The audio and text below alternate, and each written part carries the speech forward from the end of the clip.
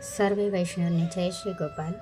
પુષ્ટિ સંહિતા ગ્રંથ ભાગ 1 પાના નંબર 282 પરનો પ્રસંગ છે. વૈષ્ણવને માથે કૃપાનાથ શ્રી ઠાકોરજીનું ઋણ છે. બોલ શ્રી ગોપાલ લાલ કી છે. પાંચા બાબા, મને જે સમજાણું તેમ કહું છું.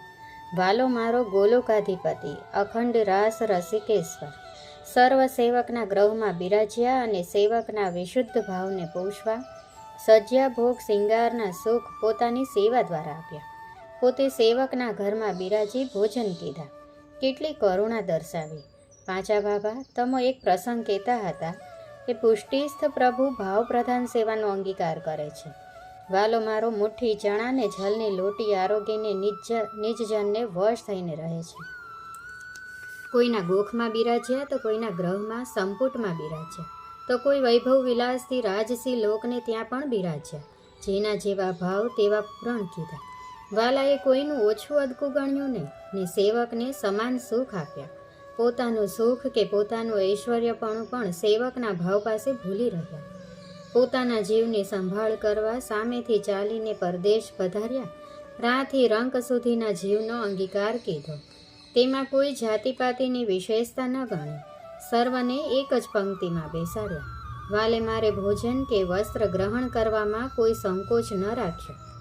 ગુંજાની માલાને સુંદર સિંગાર માન્યો. પાંચા બાબા, કોઈ હેમ હીરા માણેક મોતીને વાલા ન કીધા. નિષ્કંચનના ભાવને પણ પોષણ આપ્યું. તેને અદેય દાન પોતાના સ્વરૂપનું અને અલૌકિક રાસ રમણની લીલાનું સુખ તેના ગ્રહને વિશે બિરાજીને આપ્યું. એવા મારા નાથના વખાણ બીજા જાજા શું કરું. એવા પ્રાણનાથની સેવાના સુખનો લેશ માત્ર વિચાર ન કરે તો તે અભાગી ઠર્યો ગણાય. પાંચા બાબા, અભાગી ઠર્યો ગણાય. આમ કહેતા કહેતા તો કંઠ રૂંધાઈ ગયો અને કશળદાસ ઘણું જ વિહવળ થઈ ગયા. નેત્રમાંથી જળની ધારા છૂટી અને પાંચા બાબાના ચરણમાં લોટી પડ્યા. પાંચા બાબાએ કહ્યું, કશળદાસ, આમ ન હોય. કશળદાસ, વિહવળ તો થઈ જવાય. વાલાના સુખના વિયોગને સંભાળીએ ત્યારે હરદો હાથ ન રહે, પણ સાવધાન થા. ધનબાઈએ ઝારીજીનું જલ લાવીને પાંચા બાબાના હાથમાં ધર્યું અને પાંચા બાબાએ પોતે કશળભાઈને લેવરાવ્યું ને સ્વસ્થ કીધા અને કહ્યું કે કશળદાસ, ઠાકોરજીનું ઋણ આપણા માટે ઘણું ઠર્યું છે. ઠાકોરજીએ પૂર્વે આપેલ વચન દ્વારા પોતાના સેવકના ગ્રહમાં બિરાજીને ઋણમુક્ત થવા સેવકને સુખદાન કરી રહ્યા છે. પણ સેવક શરણદાન પામીને તેના ઋણમાંથી મુક્ત થવા ઈચ્છતો નથી. પોતાના સુખનો વિચાર લૌકિક વિષયોની આસક્તિ દ્વારા કરી રહ્યો છે. ત્યાં પ્રભુના ઋણમાંથી તે ક્યાંથી છૂટે? કશળદાસ પૂછે છે, પાંચા બાબા, જીવ માથે ઠાકોરજીનું ઋણ કેમ થયું? ઠાકોરજી પાસેથી તો જીવે કાંઈ લીધું નથી તે ઋણ થાય, તો તે જરા સમજાવો. પાંચા બાબા જવાબ આપે છે કશળદાસના પ્રશ્નનો. કઈ કશળદાસ, તું સાંભળ. પ્રાચીન ભગવતીની વાણીનું પ્રમાણ તે તેની વાણી દ્વારા જાણવામાં આવે, પણ આપણા ભાવનું જ્યારે પરસ્પર વલોણું થાય ત્યારે જ તેનો ખરો મર્મ સમજાય છે. તને તેનો એક પ્રસંગ કહું, મારા અનુભવનો પ્રસંગ. મારા પદમશી કાકાએ મને મોટો કર્યો. મારા માવતર મારા નાનપણથી ઠાકોરજીને ચરણે થયા હતા, જેથી મારા કાકાએ મને તેની પાસે રાખ્યો હતો. મારા કાકાને ચાલવાનો સમો નજીક આવ્યો ત્યારે મને બોલાવીને કહ્યું કે પાંચા, હવે મારે ચતુરાદશીને દને ચાલવું છે. તે સમો નજીક આવ્યો છે. તે 2 દિવસ આગવા મને બોલાવીને બધી ભલામણ કરતાં કહ્યું કે ચતુરાદશીના વહેલા રાજભોગ લાવજે. તેલ તિલક ને તાંદુલના પ્યાલા રાજભોગ પછી પધરાવજે. પછી તેલ તિલક કરીને ઠાકોરજીનું અધરામૃત થોડું લઈને પાછી ચાલવું થશે તો તે તું સમજી લે. અને કહ્યું કે આ પરમ નિધિનું સેવન તને સોંપો છો, તેનું ખાસ જતન કરીને ભાવથી સેવા કરજે, ઠાકોરજીના ઋણમાં ન રહેતો. ત્યારે મેં પૂછેલું કે કાકા, ઠાકોરજીનું ઋણ તો આપણે માથે કાંઈ છે નહીં, તો એ વાતમાં હું કંઈ સમજ્યો નથી, તો ચોખ કરીને સમજાવો. ત્યારે મારા કાકાએ કહેલું કે પાંચા, તું સાવ ભોળો છે, તને તેની ખબર નથી.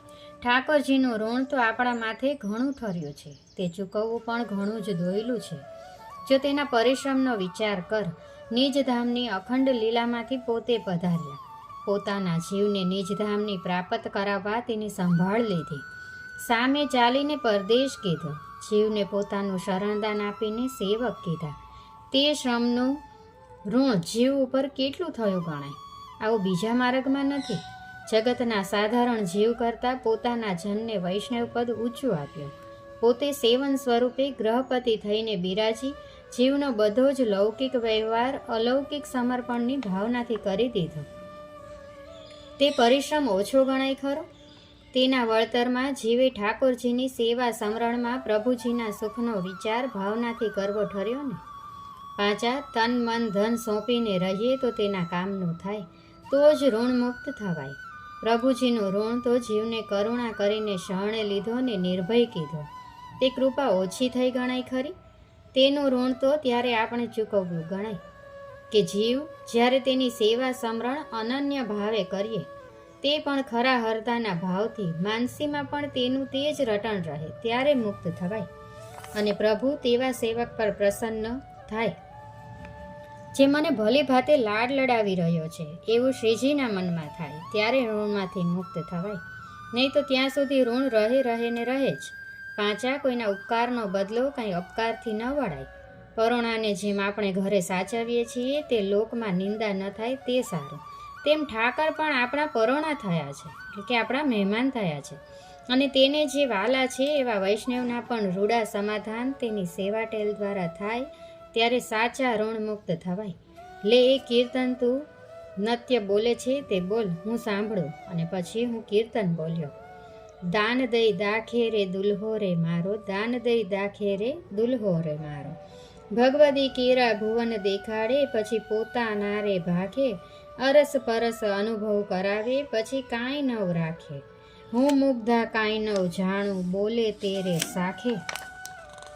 ગોપેન્દ્ર લાલ સારસ ભોગે કલી કલી રસ ચાખે, ગોપી પિયા ગુણરો સાગર શરણે લઈ રાખે.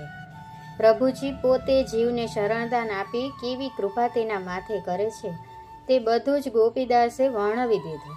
તું તો ચતુર છો એટલે આ ભાવનું પદ નિત્ય ગાય છે. દાન દઈને ભગવતીનો સંગ બતાવ્યો અને ભગવતીનું કારણ જ્યારે ઉપજે ત્યારે પોતાનો કરીને જાણે, ત્યાં લગન છેટો રહે.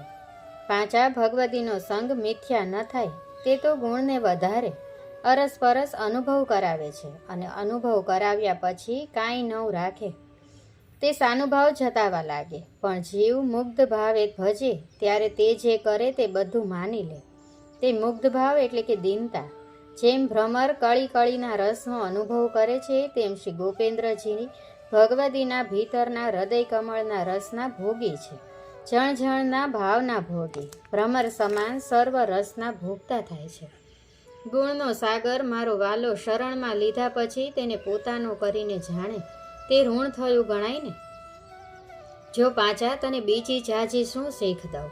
સેવામાં નિત્ય એક કીર્તન બોલજે જેનાથી તને ઠાકોરજી સાનુભાવ જતાવશે. આ કીર્તન ઉપલેટાના કૃષ્ણદાસે કીધું છે. ઉપલેટે શ્રી ગોપેન્દ્રજી પધાર્યા ત્યારે કૃષ્ણ ભટ્ટને સર્વ સમર્પણનો ભાવ થયો અને શ્રી ગોપેન્દ્રજીને સર્વ સમર્પણ કરી દીધું. ત્યારે શ્રીજી ઘણું જ પ્રસન્ન થયા અને સર્વ સમર્પણનો ભાવ તેને સમજાવ્યો હતો. ત્યારે કૃષ્ણ ભટ્ટ તે સાંભળીને તેના ભાવનું કીર્તન ઉપજ્યું તે તને કહું છું, તે તું નિત્ય બોલજે. ઉત્થાપનનું પદ છે. ગોપેન્દ્ર લાલ ધની હમારે, ગોપેન્દ્ર લાલ ધની હમારે.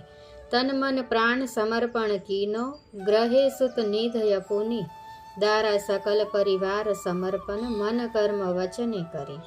વેદ મજાદ યરુકુલ કાની, કાહુ તે નાહી ડરી. ગોપેન્દ્ર લાલ ધની હમારે.